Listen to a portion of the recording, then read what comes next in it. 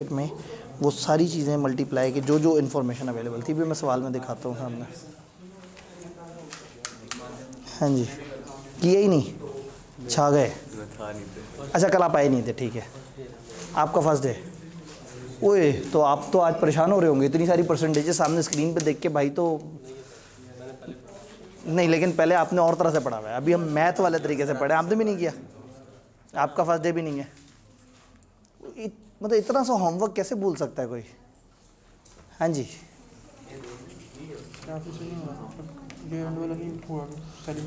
हाँ, एंड पे आके मामला फंस गया।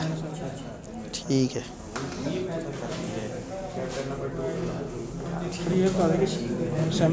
लेबर जो है, हाँ, अभी मैं सारी बोर्ड पे करूँगा। मैं असल में देखना बस ये है। हाँ जी, ये वाले भाई को मैं पे देखता हूँ। ट्राई किया, पता नहीं सही है। ट्राई किया है, चले कम से कम आपने कोशिश। ये फिगर्स कहाँ से आई हैं? कैलकुलेटर पर ज़बानी नहीं, क्या है वो, उससे मैंने टोटल कॉस्ट से किया। हाँ, टोटल कॉस्ट। अच्छा, और फिर आपने ऊपर दिखाया है। हाँ जी, तो उसको कैसे पता लगेगा कि आपकी कौन सी चीज़ कहाँ से उठ के आ रही है? वर्किंग का नंबर सर, ये हाँ, ना, तो ये इनके कोई नंबर शंबर वगैरह। ठीक, मटेरियल के आगे मटेरियल, हाँ, लेबर के आगे लेबर, तो ये ये वैसे सारी हेडिंग्स। बस कई दफ़ा उनको एक नंबर एलोकेट कर देना, वर्किंग 1 2 3 लिंक हो जाता है, तो एग्जामिनर के पास टाइम थोड़ी होता ज़्यादा।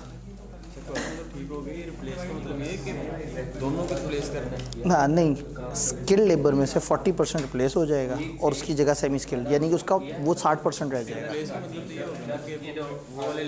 वो वाले नहीं, उसका मतलब है उतनों को इनसे रिप्लेस कर दे। हाँ, लेकिन वो स्किल्ड वाले से सेमी स्किल्ड वाला काम करवाने का तो फ़ायदा कोई नहीं। ठीक है जी, काफ़ी सारे 1.1 और ठीक है, डिवाइड हुआ है ना 0.99। ठीक है जी, ये परसेंटेज के अलावा ऐसे भी लिख सकते हैं। हाँ, 1.1 लिख सकते हैं।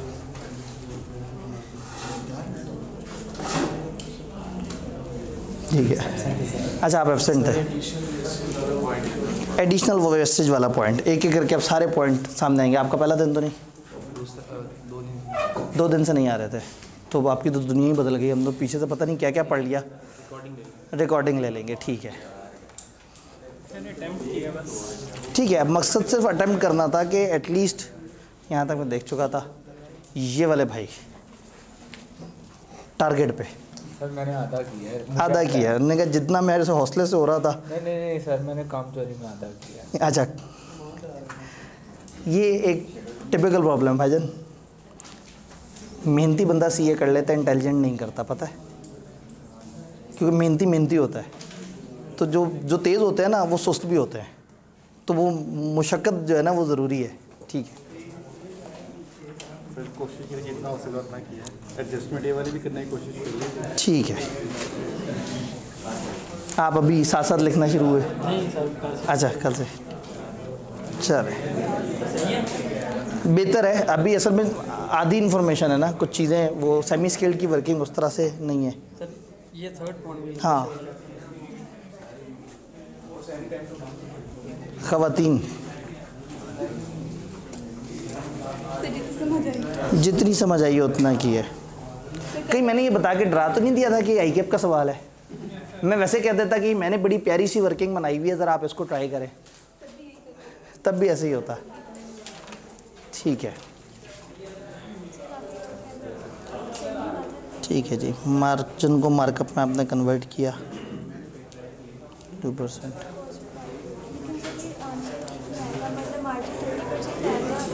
ठीक, सही है। आप सारे अपने अपने आंसर को मैच कर सकते हैं। सेमी स्किल्ड की वर्किंग है,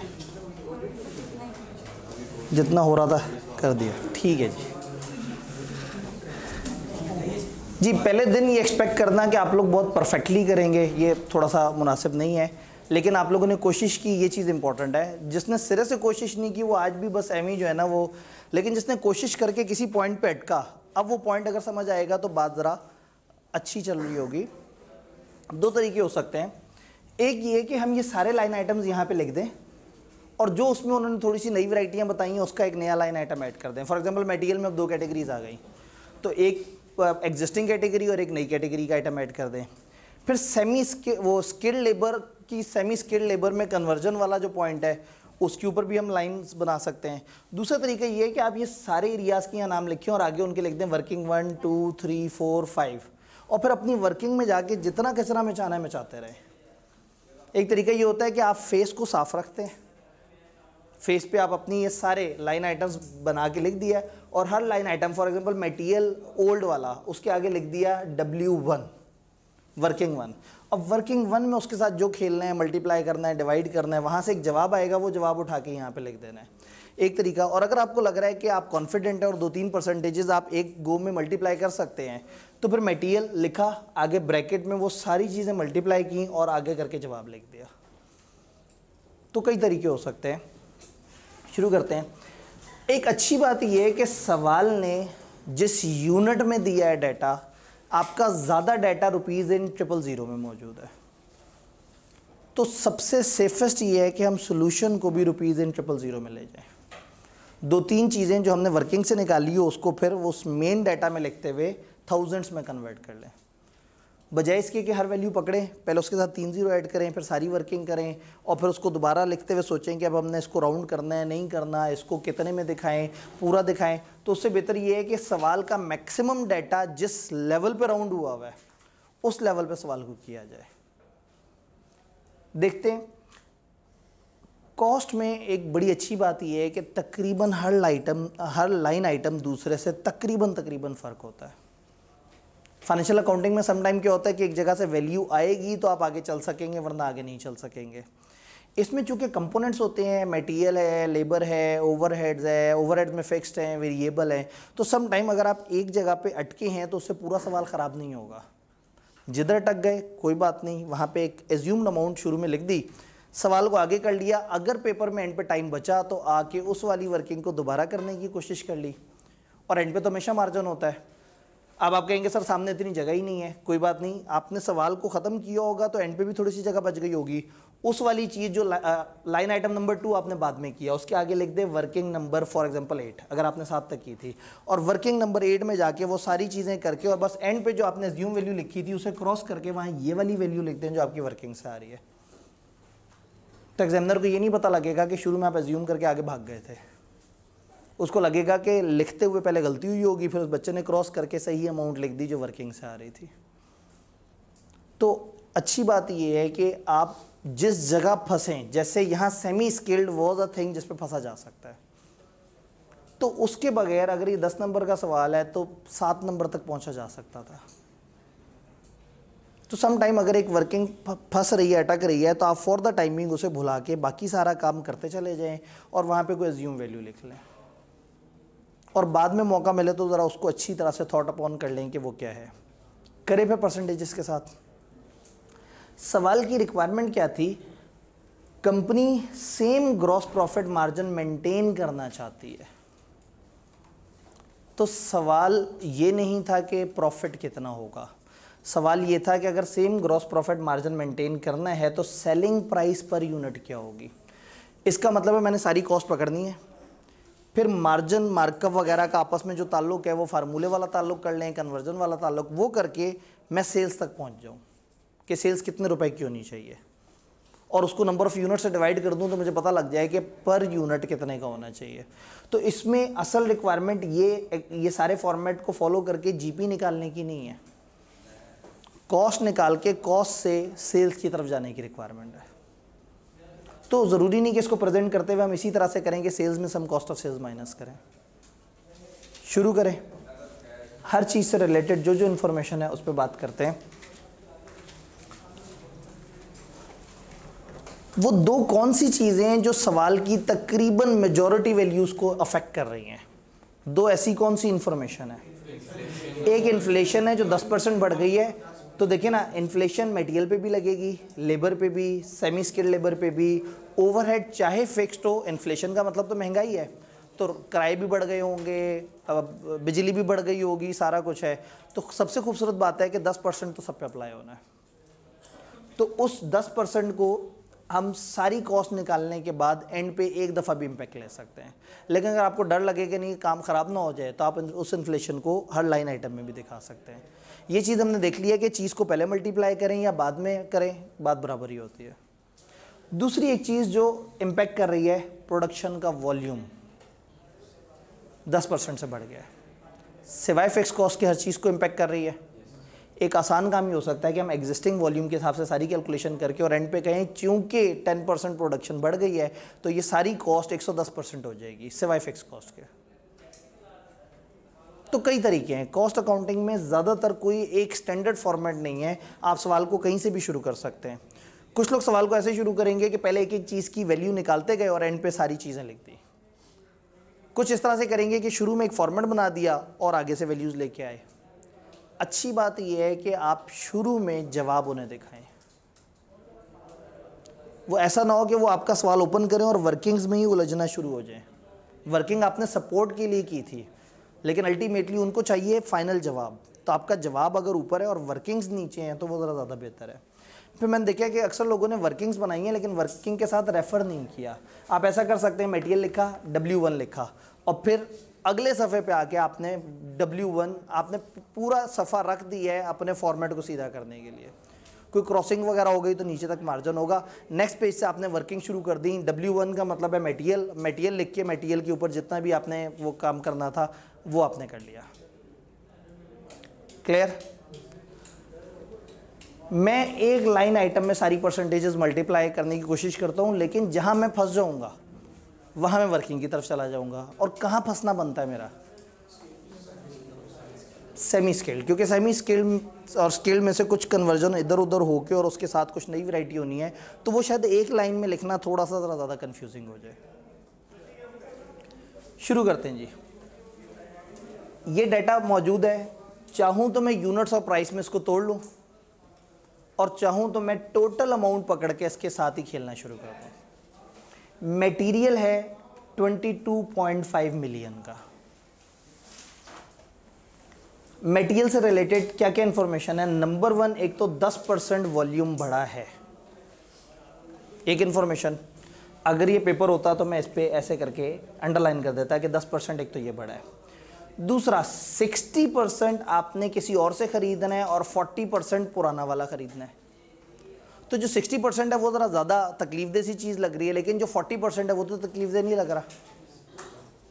तो एक काम करते हैं, मटेरियल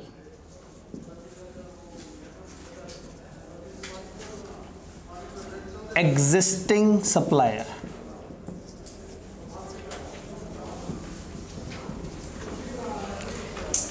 एग्जिस्टिंग सप्लायर से आप कितना खरीद रहे हैं? 40%, जबकि आपका प्रोडक्शन वॉल्यूम भी 10% बढ़ने लगा है। तो प्रोडक्शन वॉल्यूम ने सिवाय फिक्स ओवरहेड से बाकी सबसे मल्टीप्लाई होना है, इन्फ्लेशन ने भी सबसे मल्टीप्लाई होना है। इन्फ्लेशन का क्या आपका फाइनल फैसला है? एंड पे सारे के साथ एक दफ़ा लगा दें क्योंकि उसमें तो फिक्स्ड और वेरिएबल का फ़र्क भी कोई नहीं है। तो चलो अब इन्फ्लेशन को हम नहीं कंसिडर करेंगे, एंड पे याद रखेंगे। तो कम से कम पेपर में ऐसा ना हो कि आपको बाद में भूल जाए, तो आप इन्फ्लेशन को ऐसे 2-3 दफ़ा गुलदारा लगा दीजिएगा क्वेश्चन पेपर पे ताकि याद रहे कि ये मैंने सवाल के एंड पे इसको देखना है। तो इन्फ्लेशन में एंड पे ले गया हूँ, प्रोडक्शन वॉल्यूम वाली चीज़ हम हर जगह लगा लेते हैं। मटेरियल 22.5 मिलियन का था और 10% प्रोडक्शन बढ़ी है और 40% हम एग्जिस्टिंग रेट पे एग्जिस्टिंग बंदे से ही ले रहे हैं, 60% नए से ले रहे हैं। तो इसका मतलब ये हुआ कि आपका 22.5 मिलियन, एक काम करता हूँ यहाँ लिख देता हूँ रुपीज़ इन वो वाला यूनिट जो कि यहाँ ज़्यादातर इंफॉर्मेशन में है, उससे मुझे बार बार कन्वर्जन नहीं करनी पड़ेगी। सवाल में अगर 2-3 तरह के हो ना, कुछ पूरी अमाउंट्स हो कुछ राउंड हुई हुई हैं, तो देखेंगे ज़्यादातर अमाउंट्स राउंड हुई हुई हैं या ज़्यादातर, तो जिसमें ज़्यादातर डाटा मौजूद है उसमें चलेंगे तो कम से कम तकलीफ होगी। मटेरियल 22.5 मिलियन का था तो एग्जिस्टिंग सप्लायर से, अभी मैं वो आगे वाले 3 जीरो नहीं लिखे, एग्जिस्टिंग सप्लायर से इसका कितने % लेना है हमने? 40। कोई और वेरिएबल है जो इसमें ऐड होना है? प्रोडक्शन वॉल्यूम 10% बढ़ गया, तो इसका मतलब ये है कि प्रोडक्शन वॉल्यूम 10% बढ़ गया तो 1.1 और 40% के लिए किससे मल्टीप्लाई करूं? 0.40। क्या जवाब आया जी? 9900। और आप लोग मुझे बता रहे हैं रुपीज़ इन 000 में, ऐसे ही है 9900। अब हौसला हो गया, आसान वाली चीज़ कर ली। अब दूसरे वाले भाई साहब का नाम लिख देते हैं, न्यू सप्लायर। बाकी सारी चीज़ें तो बाद में देखी जाएंगी, लेकिन एक बात तो हमें पता है ना कि ये 22,500 का 1.1 जो इंक्रीज वर्जन है उसका 60% है। यहां तक तो इंफॉर्मेशन सीधी है। अब देखते हैं एक्स्ट्रा इंफॉर्मेशन क्या है। एक्स्ट्रा इंफॉर्मेशन 60% आप खरीदेंगे एसोसिएटेड कंपनी से जिसने एक बल्क डिस्काउंट दे दिया है। अगली इंफॉर्मेशन को साइड पे करते हैं। इस वक्त उसने क्या दे दिया हमें, बल्क डिस्काउंट 5% का। तो इसका मतलब है कि ये डिस्काउंट माइनस होने से कितना परसेंट बच जाएगा, 95। तो अब मैं यहाँ पे किससे मल्टीप्लाई कर दूँ, 0.95 से।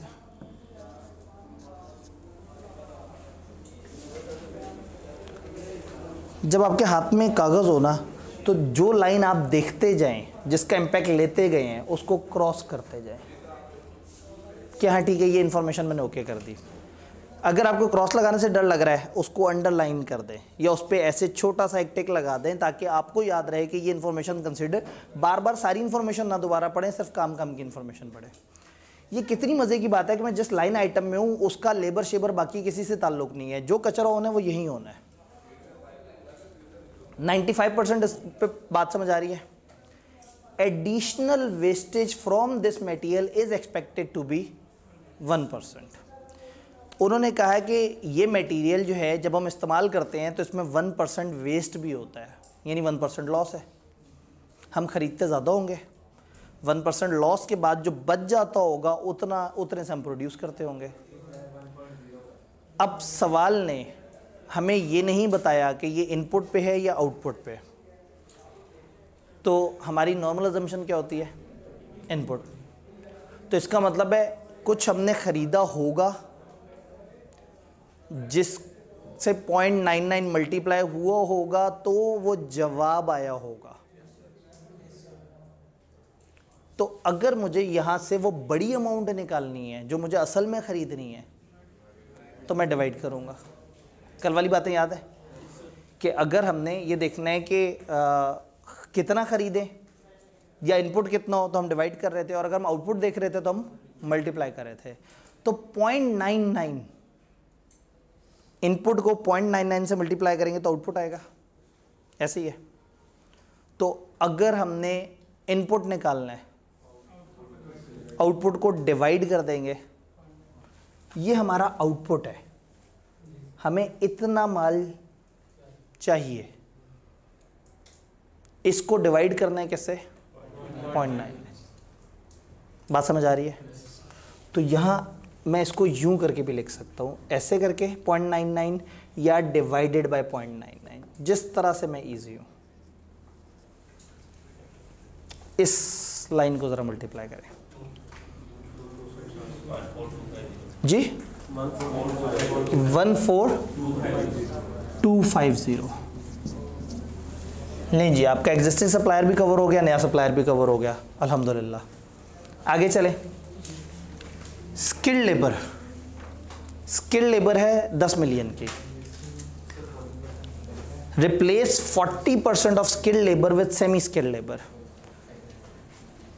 जी, स्किल्ड लेबर का 40% रिप्लेस कर दें और उसकी जगह ज़रा थोड़े से कम पढ़े लिखे लोग ले आएँ, तो स्किल्ड लेबर पे बच कितनी जाएगी, 60%। तो एक काम करते हैं, अभी देख, ये लोग जो वहाँ जाएंगे या जो सेमी स्किल्ड लोग आएंगे उनको बाद में देख लेते हैं। जो स्किल्ड हैं वो कितने बच गए, 60%। स्किल्ड लेबर एग्जिस्टिंग लेवल कितना है, 10 मिलियन, और प्रोडक्शन वाला इंक्रीज सबके साथ लग रहा है।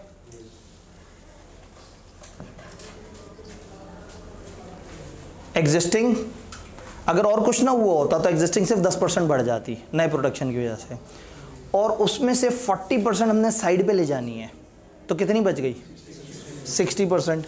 तो ये 0.6 क्या आया जवाब, 6600। सेमी स्केल्ड आया, छोड़ देते, 2-3 नंबर कट जाएंगे, खैर है। 2-3 नंबर पे 15 मिनट क्यों लगाएं जी? सर हर जगह से अगर नंबर कट गए तो फिर बचेगा क्या? नंबर माइनस हो गए और हमने टाइम बचा लिया।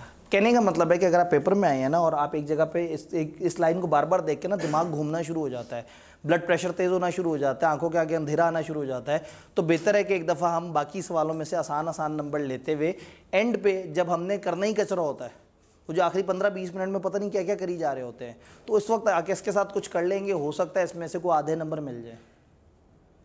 कहने का मतलब है कि पेपर में you will encounter a situation कि किसी भी सवाल में एक एडजस्टमेंट पे आप बहुत गंदा फंस जाएंगे। उस वक्त दिमाग काम नहीं कर रहा होगा, उसकी वर्किंग नहीं समझ आ रही होगी, उसको यूँ सोचते होंगे कुछ और जवाब निकलता होगा, यूँ सोचते होंगे। उस जगह पे ब्लॉक होने के बजाय यहाँ मैं लिखूँ सेमी स्किल्ड, और सेमी स्किल्ड की अभी क्या वैल्यू है? 5 मिलियन के आसपास है, तो मैं कहूँ कुछ बढ़ भी रही है 30-40%, तो मैं खुद ही से कर दूँ अच्छा चलो जी ये कोई 7,200, और अपने तौर पे मुझे पता हो कि मैंने यहाँ फनकारी लगाई हुई है, और अगली लाइन शुरू कर लूँ fix overhead, variable overhead, put करता जाऊँ, सारे काम करता जाऊँ, एंड पे मार्कअप, मार्जिन, फाइनल रिजल्ट निकालूँ। मज़े की बात है, अगर यहाँ 8,000 आता तो मेरी सेलिंग प्राइस डिफरेंट निकलती, 7,000 आता तो डिफरेंट निकलती। आपको पता है दोनों दफ़ा नंबर नहीं कटेंगे। ऐसा नहीं होगा कि एक दफ़ा यहाँ 8 का 6 लिखने पे नंबर कटा और अगली दफ़ा सेलिंग प्राइस गलत निकालने पे नंबर कटा। सेलिंग प्राइस अगर आपने उसका तरीका, फार्मूला, मल्टीप्लाई सही से किया है तो उसने नंबर नहीं काटना। एग्जामिनर कहेगा यार बेचारा बच्चा एक अमाउंट गलत लिख गया, तो आखिरी अमाउंट भी गलत निकली, लेकिन आपके स्टेप, आपकी कैलकुलेशन के आपको नंबर मिल रहा है। बात समझ रहे हैं? मैं बताना ही चाह रहा हूँ कि आपने कुछ जगह पे जाके बहुत ज़्यादा परेशान नहीं होना। जहाँ पे अटक गए हैं कोई बात नहीं, आप उसकी कोई एज्यूम वैल्यू लेके कहानी आगे बढ़ाएं, सवाल ख़त्म करें, अगला सवाल उठाएं। लेकिन मैं तो मजबूर हूँ, मैं तो टीचर हूँ, मुझे तो नहीं, मैं तो नहीं भाग सकता, तो मैं कराता हूँ, लेकिन मैं आपको समझा रहा हूँ कि आप बीच में इस तरह से भाग सकते हैं, और फिर जब टाइम मिले तो फिर ज़रा मजबूत ताकत के साथ उस सवाल पे दोबारा अटैक करें। अब आपने यहाँ अमाउंट लिख दी होगी पहले से ही, तो ठीक है, आगे कोई मसला नहीं है। आपने यहाँ पे जो सेमी स्किल्ड लिखा होगा, आखिरी 15-20 मिनट पेपर में बचे, आप वापस आए, आपने एक जहाँ सवाल ही ख़त्म हो रहा था उसके एंड पे जाके एक वर्किंग लिखी, सेमी स्किल्ड करते करते करते अब जब सही अमाउंट निकली ना, आपने कहा हाँ अब वाकई ये समझ आ रही है, तो इधर आके सेमी स्किल्ड के आगे वर्किंग नंबर 8 जो भी थी उसका रेफ़र किया, यहाँ आपकी एज्यूम वैल्यू पे ऐसे एक लाइन लगाई और अपनी नई वैल्यू लिख दी। कटिंग का कोई नंबर नहीं कटता, और कटिंग के लिए ज़रूरी नहीं कि पूरा ब्लैंको फेरें या बिल्कुल एक एक लाइन को ऐसे ऐसे ऐसे करके, एक ऐसे करके लाइन लगा दी मीन्स आपने कट कर दिया है।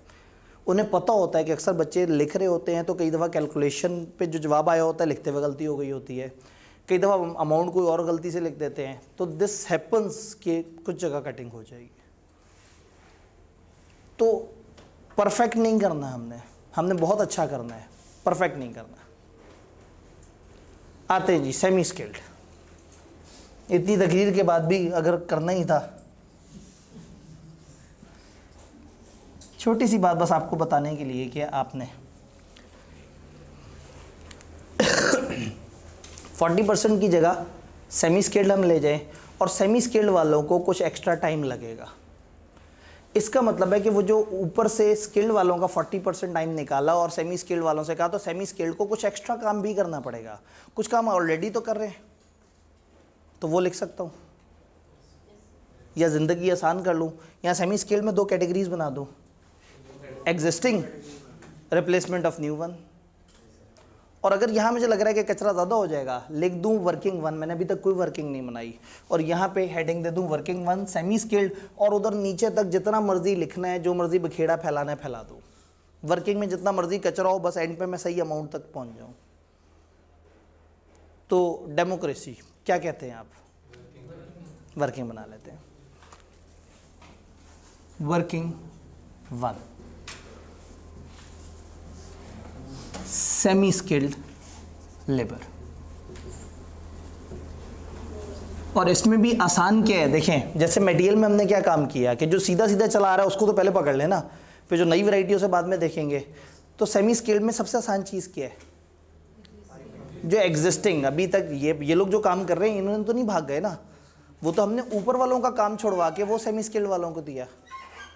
ये उसको समझ आ रही है जिसने घर जाके सवाल को देखा है और टक्कर ज़रूर मारी है। जिसने सवाल देखा ही नहीं उसे पता ही नहीं लग रहा कि मैं क्या बात कर रहा हूँ।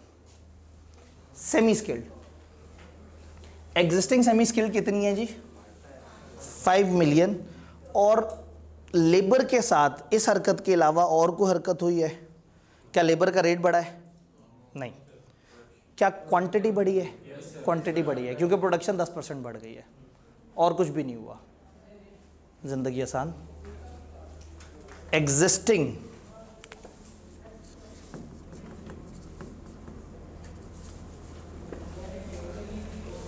$5 मिलियन है, 5 मिलियन इंटू 1.1, तो जवाब आ गया आपका। हाँ जी,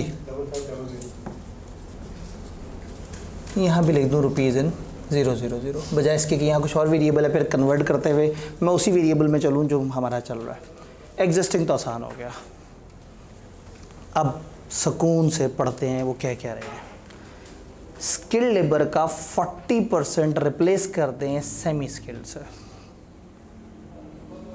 स्किल्ड लेबर ने घंटे कितने लगाए हैं? 80,000। तो ये घंटे हम अलग से निकालें और वहाँ लिख दें तो एग्जामिनर कहेगा ये कहाँ से आ गए। तो वो हम यहाँ पे अपनी वर्किंग में, जब हम वर्किंग में कचरा कर ही रहे हैं तो हम कह देते हैं hours of skilled labour replaced. Skilled labour के कितने hours? 10 million divided by 125। Production का वॉल्यूम भी तो बढ़ रहा है। अगर हम ये रिप्लेसमेंट ना करते तो भी हमारी जो स्किल्ड लेबर है वो 10% एक्स्ट्रा काम कर रही होती। तो हमारे आवर्स स्किल्ड लेबर के जो रिप्लेस हुए हैं वो इतने हैं। ये बात समझ आई? जब मटेरियल हमारा 10% बढ़ रहा है, लेबर भी 10% बढ़ रही है। ये जो स्किल्ड वाले थे इनको हमने 1.1 से मल्टीप्लाई किया था कि स्किल्ड वालों के आवर्स 10% बढ़ जाएंगे। तो जो रिप्लेस हुए हैं, जो 40% जो रह गए हैं वो भी बढ़ने थे। तो ये जो टोटल आवर्स हमारे 10 मिलियन कॉस्ट थी, 125 एक आवर की कॉस्ट थी। तो यहाँ से वो आवर्स पता लगेंगे जो टोटल थे, 1.1 से इजाफी पता लगेगा। और क्या ये सारे के सारे रिप्लेस हुए थे? इसका 40%। तो इसको 0.4 से हमने मल्टीप्लाई कर दिया। क्या आया जवाब जी?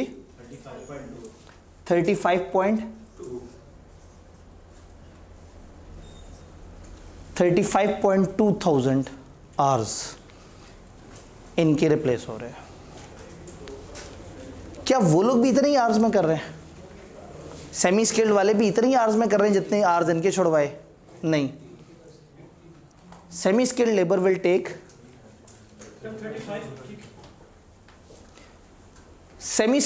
विल टेक कितना मजीद टाइम? इतने ही आवर्स स्किल्ड वाले काम करते हैं तो वो 35,200 घंटे काम करते हैं। लेकिन ये काम जब हमने थोड़े से कम कंपिटेंट लोगों के हवाले किया तो उन्होंने 30% इजाफी टाइम लगा लिया। इजाफी किससे मल्टीप्लाई करो? 1.3।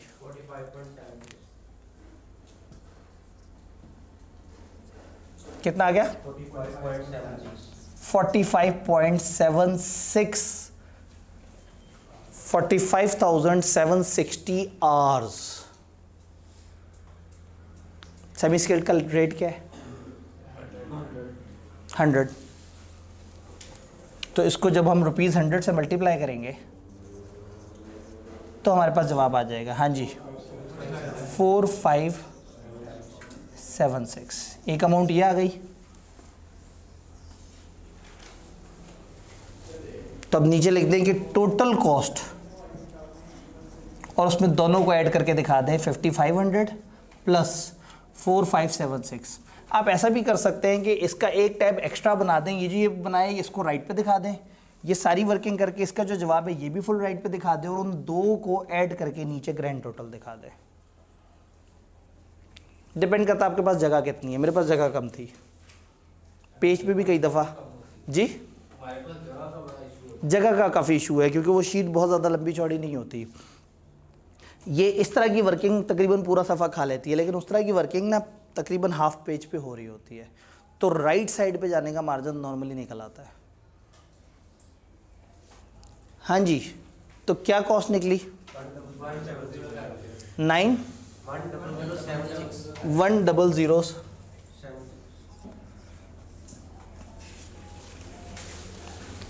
वाज़ेह रहे कि ये सारी बातें आप बता रहे हैं, ये मैं अज्यूम कर रहा हूँ कि आप जो कैलकुलेशन कर रहे हैं वो जो लिखा हुआ वही कर रहे हैं। ठीक हो गया जी। क्या लिखें यहाँ इसके आगे? W1, ताकि एग्जामिनर हर चीज़ को देखे कि उसकी वर्किंग सामने नज़र आ रही है। इसके आगे W1 हो, आगे पढ़ने से पहले एक दफ़ा अगले सफ़े पे जाके W1 को मोटा मोटा देखे, उसको जवाब पहले से पता होगा। अगर तो जवाब वही निकला हुआ है तो शायद वर्किंग की गहराई में ना उतरे, और अगर जवाब थोड़ा सा फ़र्क निकला है जो उसके पास जवाब आ रहा है तो वो थोड़ा सा देखेगा तो उसे अंदाज़ा हो जाएगा कि ओहो ये 1.1 से इसने गलत मल्टीप्लाई कर दिया, तो उसे पता लग जाएगा कि वर्किंग में गड़बड़ हो गई। वर्किंग के अगर 2 नंबर थे तो शायद 1 नंबर आपको दे दे। अमाउंट यहाँ लिखने का 0 नंबर होता है। आप लोगों को हम पास पेपर की किताब देंगे, तो उस किताब में हमने क्या किया, ICAP के जितने भी पास पेपर्स हैं 2 अटैम्प्ट छोड़ के, जिनको हम मॉक के तौर पे करते हैं, उनके सॉल्यूशन, उसमें से जिसके एग्जामिनर कमेंट थे कि एग्जामिनर ने गम गुस्से का इजहार किस किस चीज़ पे किया वो, और जहाँ जहाँ ICAP ने मार्किंग स्कीम दी, ICAP ने कुछ चंद अटैम्प्ट्स पीछे मार्किंग स्कीम देना शुरू की है कि वो एक सवाल में बताता है कि हमने किस चीज़ के कितने नंबर रखे थे। तो आपको बताता है फलाना वर्किंग फलाना वर्किंग फलाना वर्किंग के इतने नंबर थे। टोटल करने के अक्सर नंबर नहीं होते, जवाब सही लिखने के कोई नंबर नहीं होते। वर्किंग के अंदर चीज़ें जो दिखाई हैं, या ये जो आपने इसको ये वर्किंग कहते हैं। अब आप ये इसको यूं करके दिखाएं या इसको यूं करके दिखाएं, वर्किंग के स्टेप नंबर है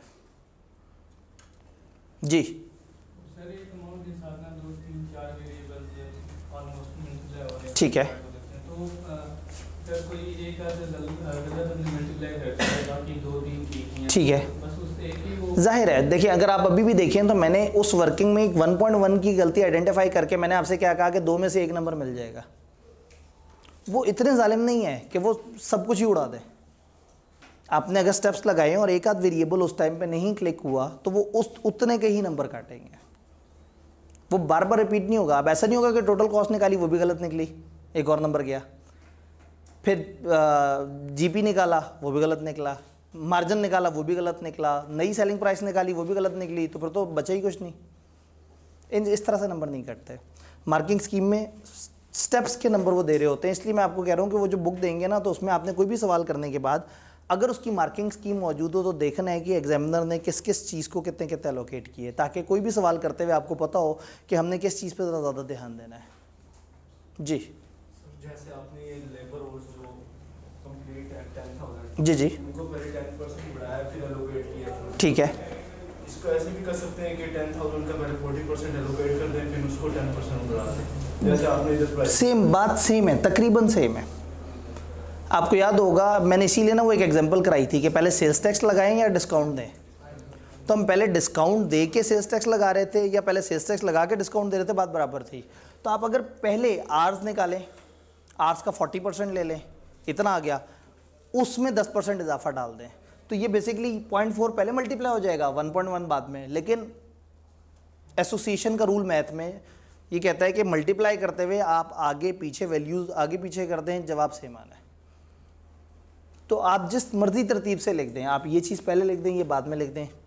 इवन मैंने तो यहाँ तक आपको कहा कि हम एक काम करते हैं, सारी वेरिएबल कॉस्ट पकड़ते हैं, उस पर इकट्ठा ही 1.1 मल्टीप्लाई कर देंगे। सारी 1.1 हो रहे हैं ना, तो हमें हर जगह डीप डाउन जाने की ज़रूरत नहीं है, हम सब पे भी इकट्ठे 1.1 मल्टीप्लाई कर सकते हैं। इन्फ्लेशन तो फिक्स कॉस्ट पे भी है, तो वो हमने डिसाइड किया हुआ है कि हम एंड पे लगाएंगे जी। सर इंग्लिश के थोड़ा मसला आ रहा है वो पॉइंट की नहीं। सर वो कह रहे हैं कि स्किल्ड लेबर जो है वो 30% एक्स्ट्रा टाइम लेगी, सेमी स्किल सॉरी, वो एक्स्ट्रा टाइम लेगी स्किल्ड लेबर का काम करने में। Replace 40% of skilled labour with semi skilled labour.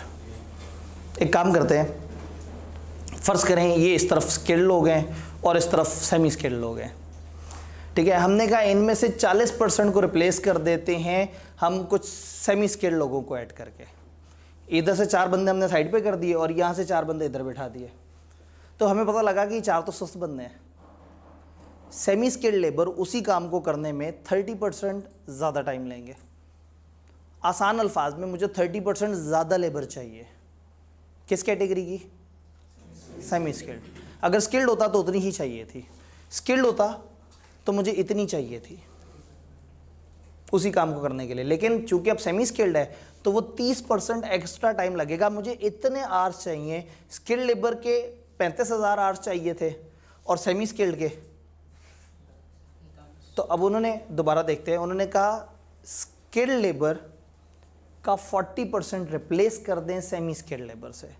40% skilled वालों को साइड पे कर दें और वो काम हम करवाएंगे सेमी स्किल्ड से। लेकिन सेमी स्किल्ड वालों का एक प्रॉब्लम है, semi skilled labour will take 30% more time to do work of skilled labour. Skilled labour का उतना ही काम यानी कि 35,000 घंटों का जो काम है, ये सेमी स्किल्ड वाले उसमें 30% इजाफी टाइम लेंगे। अब ये स्किल्ड के हमने आवर्स निकाले, हम कहते हैं स्किल्ड होता तो इतने आवर्स बनते। मैंने क्या किया है, स्किल्ड 10 मिलियन कॉस्ट थी, स्किल का रेट कितना था 125, मैंने डिवाइड किया, जवाब आता है 80,000। 80,000 आवर्स स्किल्ड के लगने थे। सिर्फ 80 नहीं लगने थे, 10% प्रोडक्शन भी तो बढ़ी है, 88,000 आवर्स लगने थे। उसमें से 40% जो आवर्स हम माइनस करने लगे हैं वो इतने बनने थे। तो हमें पता लग गया कि 35,200 आवर्स हमें स्किल्ड लेबर के हम साइड पे कर रहे हैं, तो उसकी जगह कैसे लेके आ रहे हैं सेमी स्किल्ड। तो क्या सेमी स्किल्ड भी 35,200 घंटे में काम करेंगे? नहीं, वो 30% इजाफे में करेंगे। तो अब ये आवर्स निकल आए सेमी स्किल्ड वालों के, ऊपर थे स्किल्ड वालों के आवर्स। ये बात समझ आ रही है? सेमी स्किल्ड के आगे ये हमने अमाउंट लिख दी। कोई कंफ्यूजन है मुझे बताइए जी? 40% कन्वर्ट हो गए। तो अगर हम फीस के साथ चले तो 1 लाख में नहीं हो जाएगा? अगर हम फीस के साथ चले 1 लाइन में हो सकता है। मैंने आवाम से पहले पूछा था कि उधर वर्किंग में जाएं या यहाँ खेल जाएं, वो भी ठीक है। यस, मतलब if you are much sharp तो आप 1 लाइन में कर सकते हैं। ये सारी चीज़ 1 लाइन में किस तरह से हो सकती थी? मैं कहता कि जी सेमी स्किल्ड लेबर इतनी है, मल्टीप्लाई बाय 1.1 इतनी हमें उसके आवर्स चाहिए, प्लस स्किल्ड वाले 10,000 में से उसको 125 से डिवाइड करें और अगर उसे 1.1 से मल्टीप्लाई कर दें और अगर उसे 0.4 से मल्टीप्लाई कर दें और जवाब को अगर 1.3 से मल्टीप्लाई कर दें तो मेरे पास यहाँ जवाब आ सकता है। ठीक है, नहीं बताइए। 10,000 देना स्किल्ड लेबर, ठीक है, 40% कन्वर्ट हो गए, ठीक हो गई। 4,000 जो कन्वर्ट हुए तो उनका रेट बराबर है 125, ठीक है, और जो सेमी स्किल्ड है उनका बराबर है 100। बिल्कुल ऐसे ही। स्किल्ड वाले 20% ज़्यादा चार्ज कर रहे हैं, ठीक हो गया। ठीक है। अगर कन्वर्ट करेंगे तो हम 0.80 से मल्टीप्लाई करेंगे। This can happen, yes exactly. मतलब अब अगेन इसमें इस तरह से भी सोचा जा सकता है कि इनके रेट में कितने % का फ़र्क है। तो आप, ये भाई ने कहा कि हम एक काम करें कि हम ये अमाउंट पकड़ के इसके 40% को उस रेट पे कन्वर्ट कर लें जो कि सेमी स्किल्ड वाला है, उससे भी बात बन जाएगी। तो कई तरीके हैं।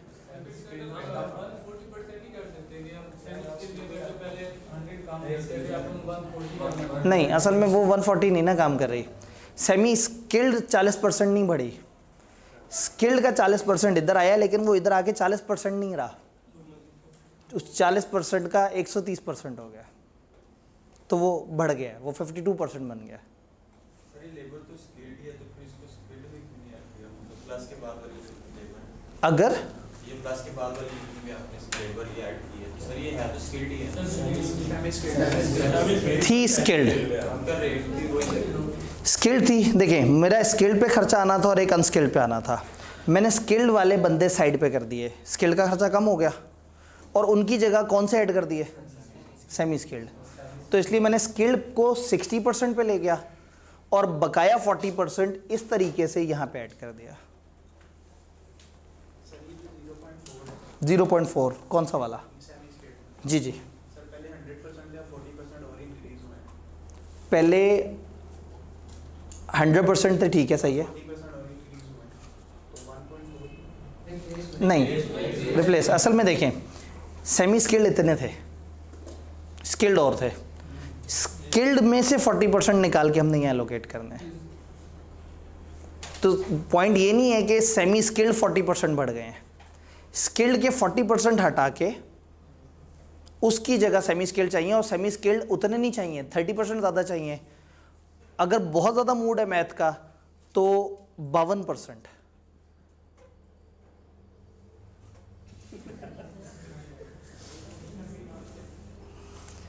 सेमी स्किल्ड जितनी भी है ना, आपको मज़ीद कितनी चाहिए,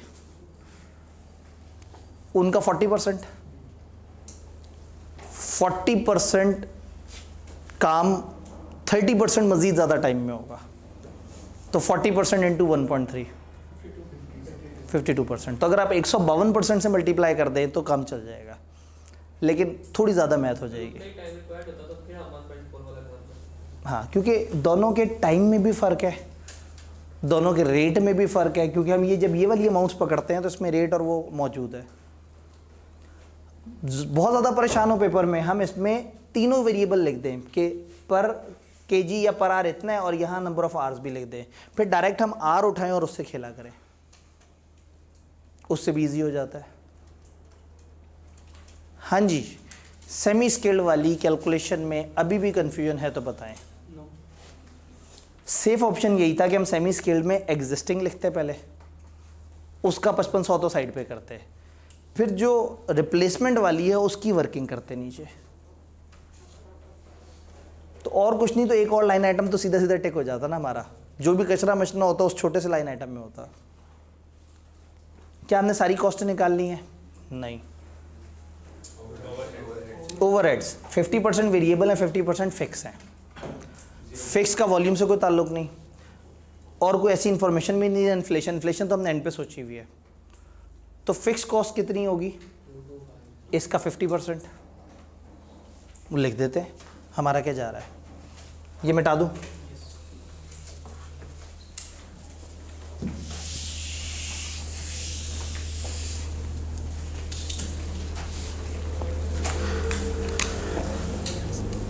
फिक्स्ड ओवरहेड्स,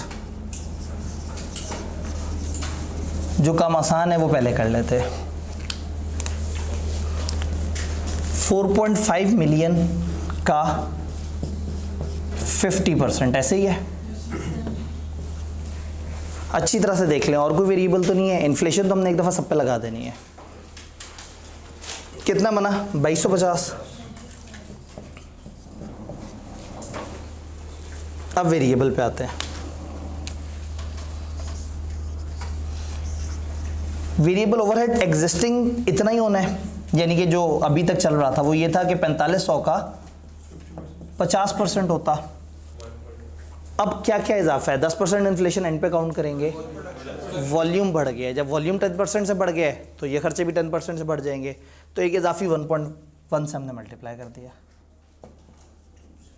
क्या जवाब आया?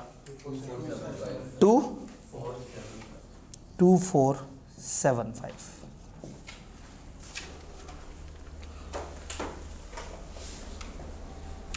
फिर से देख लें हमने कोई इन्फॉर्मेशन मिस तो नहीं कर दी, सारी कॉस्टें कैलकुलेट करते हुए सिवाय इन्फ्लेशन के।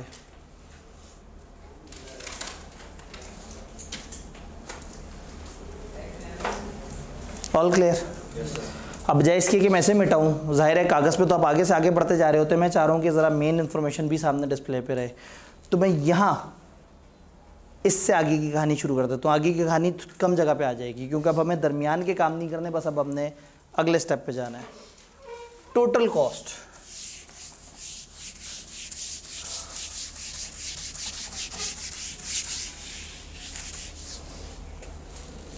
टोटल कॉस्ट कितनी है जी? सारी कॉस्टें ऐड कर दें। 4 555 1 और ऊपर वही रुपीज़ इन 45,551, ये कॉस्ट निकली। एड इन्फ्लेशन या लिखें आफ्टर इन्फ्लेशन 1.1, इसको 1.1 से मल्टीप्लाई कर दें 50,106। ये 1.1 एक ही दफ़ा इन सब के टोटल पे मल्टीप्लाई हो गया। मैं अगर हर जगह अलग अलग मल्टीप्लाई करके और उन सबको ऐड करता, या मैंने सारे ग्रैंड टोटल पे इकट्ठे मल्टीप्लाई कर दिया, बात बराबर है। तो अगर पेपर में आपको इकट्ठे डर लग रहा हो तो फिर आपने हर जगह पे एक इजाफी 1.1 ले आना था।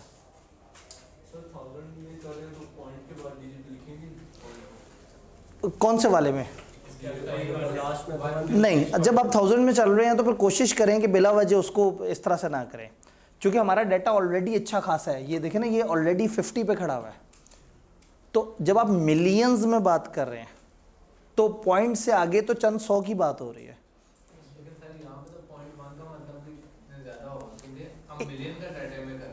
हाँ, लेकिन पॉइंट यही है कि वो मल्टीप्लाई होके आपका ये 1.1 से मल्टीप्लाई होगा, इम्पैक्ट चेंज होगा। लेकिन यहाँ 5106 पॉइंट कितना आया है? 0.1 का मतलब है 100 रुपये। पॉइंट के बाद जो भी होगा वो थाउजेंड्स के अंदर अंदर है। अब 50 मिलियन में 100 रुपये, तो कोशिश करें कि राउंडिंग के उसी लेवल पे रहें जिस लेवल को हम लेके चल रहे हैं। कभी आई के अपने मना नहीं किया कि आप राउंड करके नहीं कर सकते, लेकिन आप अनराउंड करके लिखें तो उससे खामखा लंबी चौड़ी वैल्यूज़। एग्जामिनर कमेंट में भी उसने कहा था कि स्टूडेंट बहुत सारी जगह पे बहुत सारा काम लेंथी तरीके से कर रहे हैं, तो राउंडिंग हमेशा अच्छी चीज़ है। ये आ गई हमारी कॉस्ट। हमें कॉस्ट निकालनी थी? नहीं, सेलिंग प्राइस निकालनी थी। उसके लिए हमें सेल्स चाहिए, तो सेल्स तो मौजूद है। नहीं, हमें ख़ास प्रॉफिट चाहिए। कितना प्रॉफिट चाहिए? जितना पहले होता था। तो पहले कितना होता था? Profit margin. कितना मार्जिन था पहले?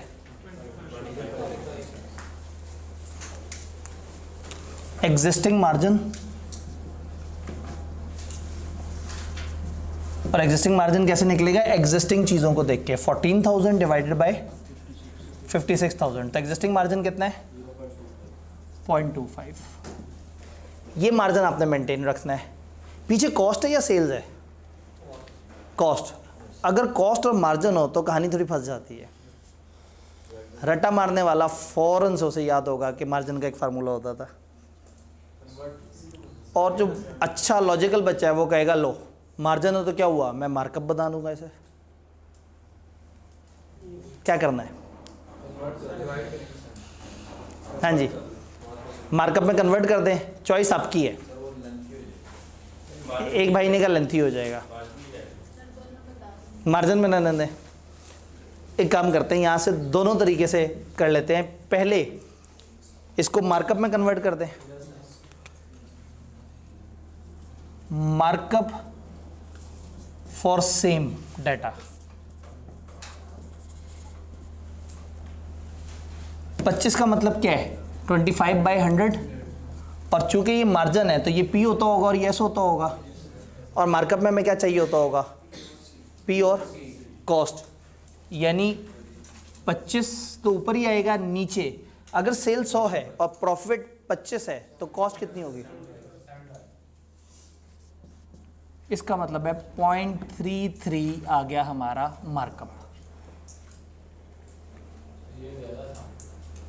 डिपेंड करता है, क्योंकि हर बंदे की अपनी अपनी प्रेफरेंस है। जो लॉजिक पे चल रहे हैं वो लॉजिक पे चलेंगे, लेकिन याद होगा हमने राइट साइड पे फार्मूले लिखे थे, तो आपको डबल मेहनत करने की ज़रूरत ही नहीं होगी। आप कॉस्ट पे मार्जिन के साथ फार्मूले को टकराएंगे और आप सेल पे पहुंच जाएंगे। टोटल कॉस्ट आ जाएगी, प्रॉफिट ग्रॉस प्रॉफिट भी आएगा, यहाँ से मार्कअप निकाल सकते हैं। Total cost 42,000। भाई ने कहा कि जब इसी डाटा से ही हमने मार्जिन निकालना है तो वाई नॉट कि यहीं से मार्कअप निकाल के एक ही दफ़ा वहाँ पे ले चले। ये भी हो सकता है। आप इधर से भी देख सकते हैं कि ठीक है जी, हमारी जो टोटल कॉस्ट है, अगर ये 14,000 इसमें से माइनस करें तो ये 42 होगा। तो 42,000 हमारी कॉस्ट होगी और प्रॉफिट होगा 14,000। तो 14,000 डिवाइड बाई 42,000 1/3 यानी कि 0.33। तो मल्टीपल तरीके हैं, कॉस्ट में प्रॉब्लम ही है कि मल्टीपल तरीके हैं। वरना क्या होता है, फाइनेंशियल अकाउंटिंग में टीचर कहते हैं ये ऐसे लिखना है, आप कहते हैं क्यों, वो कहता है ऐसे ही लिखना है, आप कहते हैं क्यों, वो कहता है ऐसे ही लिखना है। पहले सवाल में आप सोचते हैं, दूसरे में सोचते हैं, तीसरे चौथे पांचवें में सोचने वाली सलाहियत को जंग लग जाता है। आप ऐसे लिखते हैं, आपके साथ वाला कहे ये ऐसे क्यों लिखा है, आप कहते हैं ऐसे ही लिखना है। सीधा हो गया ना, स्टैंडर्ड ने कह दिया ऐसे लिखना है, अब स्टैंडर्ड ने कुछ सोचा होगा, समझा होगा। तो कॉस्ट अकाउंटिंग में आप आज़ाद हैं। जब आज़ाद हैं तो हर बंदा अपने तरीके से सोच रहा है, तो सम टाइम कुछ जगह पे आप थोड़े से रट्टे लगा लेते हैं। फॉर एग्जांपल बहुत ज़्यादा जब आप मार्कअप मार्जिन, आपको लगता है मैं मार्कअप मार्जिन पर हमेशा आके फंस जाता हूँ या फंस जाती हूँ, तो फिर क्या करना है, 2 फार्मूलों को रट्टा मार लेना है। याद है हमने मार्जिन और मार्कअप के 2 फार्मूले निकाल के यहाँ पे लिखे थे, उनको रट्टा मार लें, किसी भी सिचुएशन में फार्मूला पुट करें, आपका मामला हल हो जाएगा। लें जी, अगर 0.33 है तो अब मेरी सेल्स, प्लान्ड सेल्स कितनी होंगी, 50,000 कॉस्ट है और 33% मार्कअप है, तो कॉस्ट को 1.3 से मल्टीप्लाई कर दें। क्या जवाब आया, 66641 पॉइंट को इग्नोर कर दिया। ये सेल्स आ गई, सेल्स इतने रुपए की होगी तो इतना प्रॉफिट आएगा। और हमें क्या चाहिए, पर यूनिट सेलिंग प्राइस, और यूनिट तो दिए हुए ना 5 लाख यूनिट, 10% बढ़ गए। तो इसका मतलब ये है कि पर यूनिट सेलिंग प्राइस निकालनी है। तो अब क्या करना है, अब एक दफ़ा मैं यहाँ लिखने लगूँ RS, ताकि समझ आ जाए कि मैं अब यूनिट को बदल रहा हूँ। अब आपको एब्सोल्यूट अमाउंट रुपए में जवाब चाहिए ना, तो ये तो थाउजेंड्स में राउंड हुआ है, तो 66,641,000 डिवाइडेड बाय 5 लाख इंटू 1.1। अगर आपने एग्जामिनर को ज़्यादा सरप्राइज नहीं करना, हो सकता है वो कहिए 550 कहाँ से आया, और कहते बहुत सारे बच्चों ने वर्किंग नहीं दिखाई थी, तो नीचे वर्किंग भी दिखा दी। क्या प्राइस निकली, 121.17। तो ₹121.17। अब बिल्कुल ही छोटे लेवल पे चले गए, अब बेशक दे दे पॉइंट। ये वो खूबसूरत हसीन प्राइस है जिस पे हम उतना प्रॉफिट ले सकते हैं। एक मैं ज़रा अल्टरनेट बता दूं, इसी स्टेप पे रुकते हैं। ये मार्जिन दिया हुआ है और ये आफ्टर इन्फ्लेशन अमाउंट दी हुई है। मार्जिन बेसिकली सेल पे लगता था, तो sale 1 minus margin is equal to cost होता था। तो अगर सेल निकालनी होगी तो सेल कॉस्ट डिवाइडेड बाय, तो मैं कॉस्ट को 0.75 से डिवाइड कर दूंगा, तो मेरे पास यही अमाउंट आ जाएगी। जिसने क्रैम किया वो रट्टा मारा वो फार्मूले को, उसकी ज़िंदगी भी आसान हो सकती है। ज़रा एक दफ़ा तजर्बा करके देखें, इसको 0.75 से डिवाइड करें जी।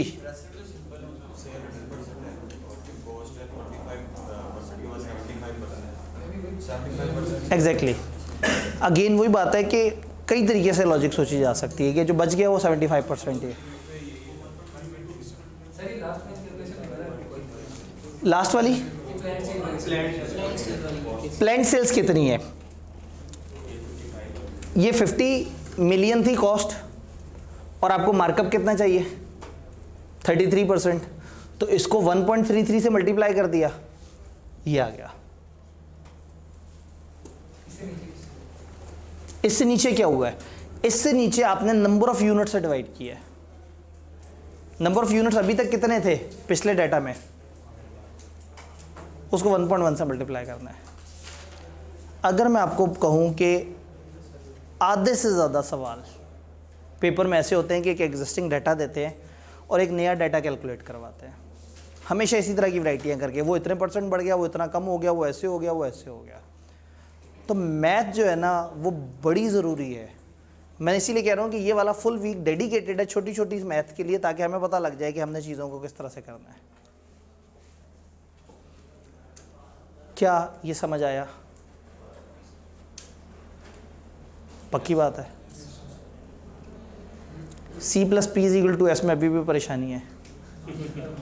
एक तीसरा तरीका बता दूं उसको करने का, हो सकता है वो आपको पसंद आए, कुछ लोगों को वो तरीका भी पसंद आता है।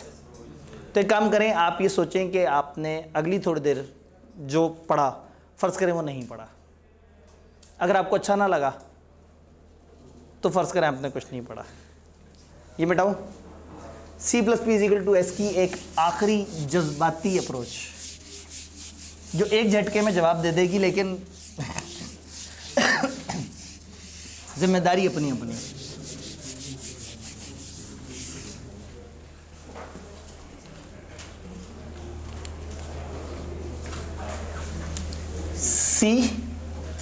C+P=S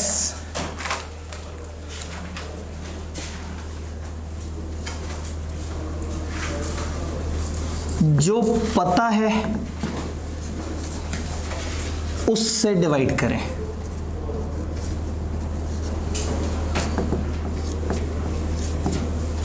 जो जानना है उससे मल्टीप्लाई करें।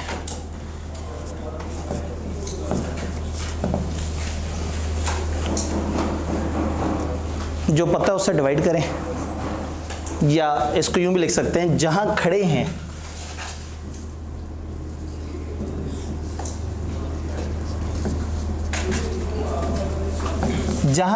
जो पता है उससे डिवाइड करें, जहां जानना है उससे मल्टीप्लाई करें। आपको बताया कि ये गया कि मार्कअप 20% है। अगर मार्कअप 20 है तो ये 100 होगा, ये 20 होगा और ये 120 होगा।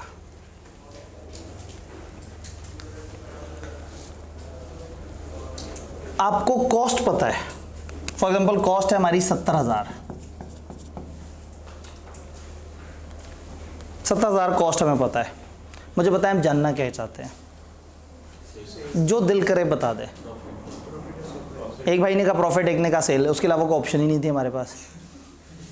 आप कॉस्ट पे खड़े हैं, जानना क्या है? प्रॉफिट। जहां खड़े हैं, ये 3 वेरिएबल सामने लिखे हुए हैं, जहां खड़े हैं उससे डिवाइड कर लें और जहां जाना है उससे मल्टीप्लाई कर लें, तो आपके पास सेल्स आ जाएगी।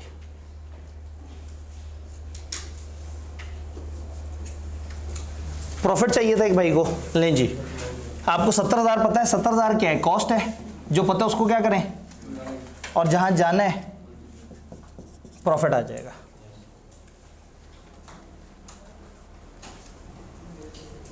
ऐसे नहीं करते ना, ये वाला डाटा पुट करते हैं। कॉस्ट ये है ना, ये मैंने 20% के हिसाब से किया है कि अगर 20% हो तो ये 100 है, ये 20 है। मार्कअप दिया हो तो कॉस्ट को 100 रखना है, और मार्जिन दिया हो तो सेल को 100 रखना है। बात समझ आ रही है? मार्जिन के हिसाब से करते हैं। हमारे सवाल में मार्जिन कितना था? 25%। इस डाटा को मुझे 25% मार्जिन के हिसाब से बताएं। सेल को कितना रखूं? 100। प्रॉफिट कितना हो जाएगा? तो कॉस्ट कितनी हो जाएगी? 75। आपको क्या पता था और कहाँ जाना चाह रहे थे आप? हमें कॉस्ट पता थी, सेल तक जाना चाह रहे थे। कॉस्ट पता थी 50, 106 पता थी। जो पता है उससे डिवाइड करें, और जाना कहाँ है? सेल तक, मल्टीप्लाई कर दें तो सेल्स आ जाएगी। कुछ लोगों को ये भी अच्छा लगता है। ज़िंदगी आसान, कोई फार्मूला नहीं, कोई C+P=S नहीं, बस एक दफ़ा ये चीज़ सही लिख लेनी है। जो पता है जिस पे खड़े हैं उससे डिवाइड कर दें, और जहाँ जाना है उससे मल्टीप्लाई कर दें। और अगर अप्रोच अच्छी नहीं लगी तो भूल जाए मैंने क्या बात की है। जी,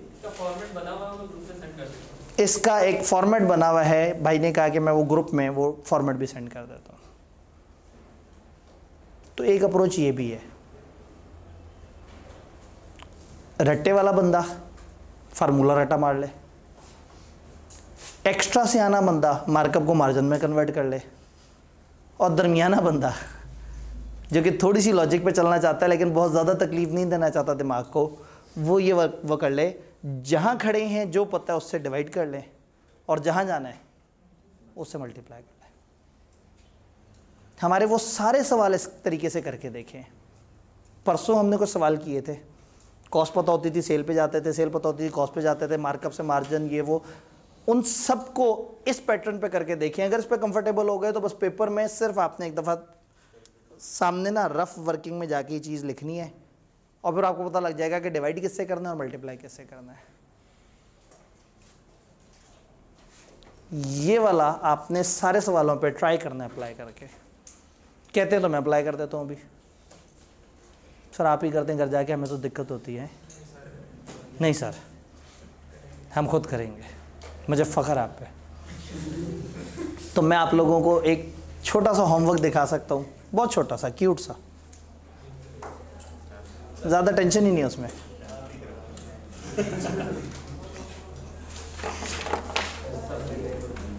जी टेंशन लेगा कह रहे हो तो ज़्यादा है। तो घर जाके आज आपने असल में क्या करना है पता है? क्या करना है? किसी को याद हो अगर मैंने अभी तक क्या बताया हुआ है? ये सवाल बगैर देखे करना है।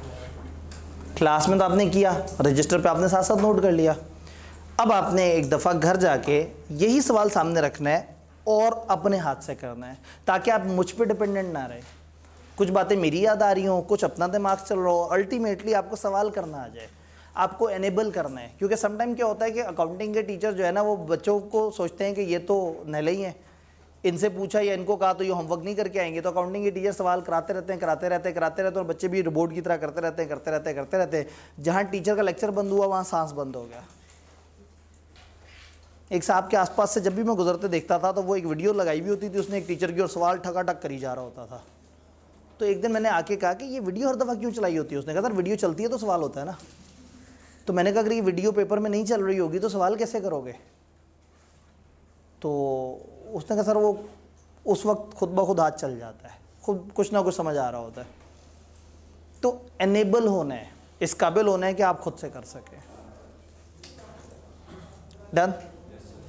तो एक छोटा सा क्यूट सा सवाल दिखा दूं, बहुत ही छोटा सा, ये जो है ना।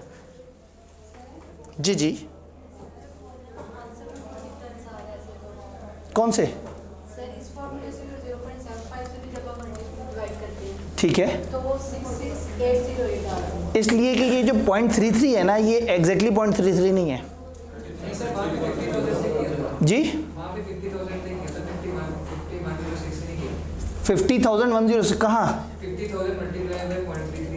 ये आप लोगों ने जो बताया, तो ये तो जुल्म किया ना आप लोगों ने मेरे साथ। हाँ, तो बात ये है कि मैंने इस सारी कैलकुलेशन में एक चीज़ मैंने आपको थ्रू आउट कहा कि मेरी अजम्पशन ये है कि आप कैलकुलेटर से मुझे सही करके बता रहे हैं। नहीं, राउंड ऑफ मैंने मज़ीद आगे पॉइंट से आगे वाले को राउंड करवाया था, मैंने 50,000 पे राउंड नहीं करवाया था। ठीक है जी, उन्होंने कहा 0.33। अच्छा पता है क्या होता है, ये जो जब आप परसेंटेज मल्टीप्लाई करते हो ना, अब इतनी बड़ी अमाउंट के साथ जब 0.33 मल्टीप्लाई होगा तो उसमें वेरिएंस ज़्यादा आता है। तो आप इसको एक दफ़ा 25/75 कैलकुलेटर पे करें, 25/75, एक जवाब आ गया, उसमें 1 ऐड किया, तब कैलकुलेटर ने सारा काम खुद किया हुआ है। 0.333 उसने बहुत सारे खुद ही से लगाए हुए हैं, उसको मल्टीप्लाई कर दिया आपने उस अमाउंट के साथ, तो फिर दोनों तरफ एक्यूरेट हो जाएगा।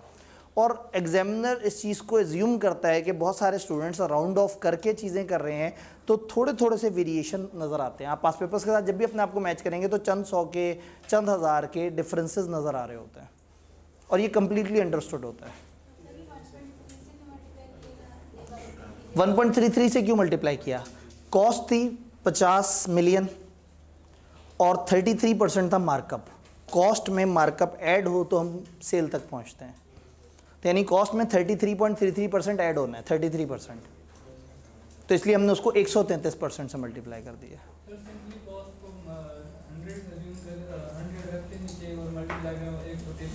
अगेन वो तो फिर ये वाले अप्रोच तो है ही है ना,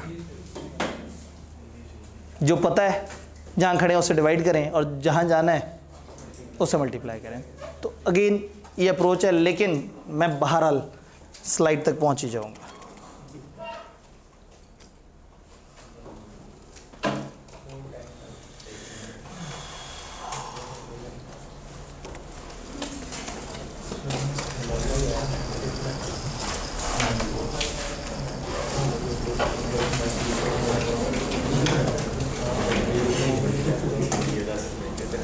वो अभी तक पहुंचा ही नहीं वहाँ जहाँ मैं पहुंचा हूँ। चलें, ग्रुप में एक पीडीएफ शेयर हुआ है, उस पीडीएफ का सबसे आखिरी सफ़ा, वैसे दो ही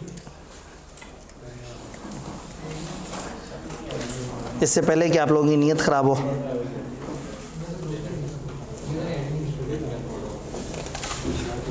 ये लें जी, सामने आ जाएगा अभी।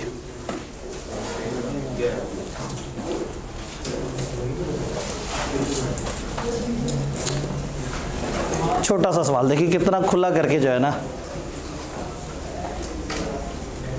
टाइम ज़्यादा होता तो मैं आपसे कहता अभी सॉल्व करें, और अगर आपने इसी की तस्वीर खींचनी है और बाद में सॉल्व करना है तो फिर ग्रुप से पीडीएफ से उठा लें। बहरहाल एक सवाल है, एक आइसक्रीम कंपनी वाले हैं और उनकी वीकली इन्फॉर्मेशन ये है कि उनकी सेल्स है 5 लाख की, वेरिएबल कॉस्ट है 3.5 लाख की, फिक्स कॉस्ट 1 लाख की, प्रॉफिट है 50,000 रुपये। ये प्लान कर रहे हैं कि अब ये फ्रोज़न योगर्ट भी ऐड कर दें अपने प्रोडक्ट्स में। अभी तक ये आइसक्रीम बेच रहे थे, तो फिर डाटा ये आया कि 800 फ्रोज़न योगर्ट कप हर वीक एक्सपेक्टेड हैं। अगर हम 190 रुपये प्राइस रखें, 190 प्राइस रखें तो 800 ये कप बेच लेंगे हर हफ्ते। एक्सपेक्टेड ये है कि जब आप फ्रोज़न योगर्ट लेके आएंगे तो आपकी आइसक्रीम की सेल भी 10% बढ़ जाएगी, कि वो जो वो खाने आए हुए होंगे उनमें कुछ लोग आइसक्रीम भी खा लेंगे। वेरिएबल कॉस्ट इस फ्रोज़न योगर्ट की 150 है, अभी तक आइसक्रीम का डाटा था। फ्रोज़न योगर्ट की वेरिएबल कॉस्ट इतनी है और फिक्स कॉस्ट ओवरऑल आपकी 12% से बढ़ जाएगी, क्योंकि आपने फ्रोज़न योगर्ट की एक मार्केटिंग कैंपेन भी की है। मेरी रिक्वायरमेंट ये है कि मुझे रिवाइज प्रॉफिट चाहिए, नया प्रॉफिट, ये खिचड़ी पका के। दोनों की फिक्स कॉस्ट 112। हाँ, फिक्स कॉस्ट कंपनी की फिक्स कॉस्ट है ना। अब आप एक दूसरी प्रोडक्ट भी ऐड कर देंगे तो फिक्स, हाँ, लेकिन उन्होंने कहा नई प्रोडक्ट ऐड करने से एक इजाफी फ़र्क ये पड़ेगा कि 12% बढ़ जाएगी। तो सबसे आसान है, इसमें फिक्स कॉस्ट है, फिक्स कॉस्ट को 12% बढ़ा दिया।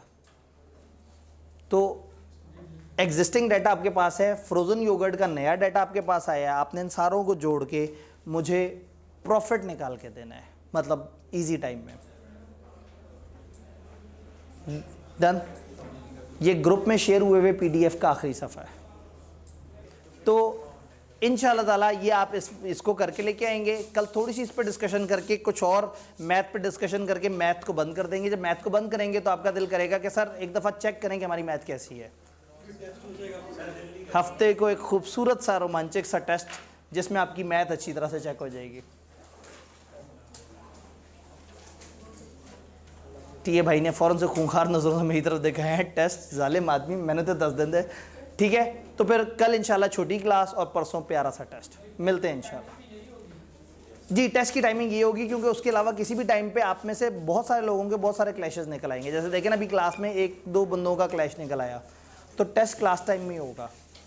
मैं भी यहीं आसपास ही फिर रहूँगा, मतलब मैं आपको टेस्ट देके छुट्टी पे नहीं चला जाऊँगा, मैं किसी ना किसी और क्लास या कुछ ना कुछ और काम कर रहा हूँगा। मकसद है कि आप एक दफ़ा टेस्ट कर रहे होंगे। ठीक है जी, इंशाल्लाह ताला मिलते हैं।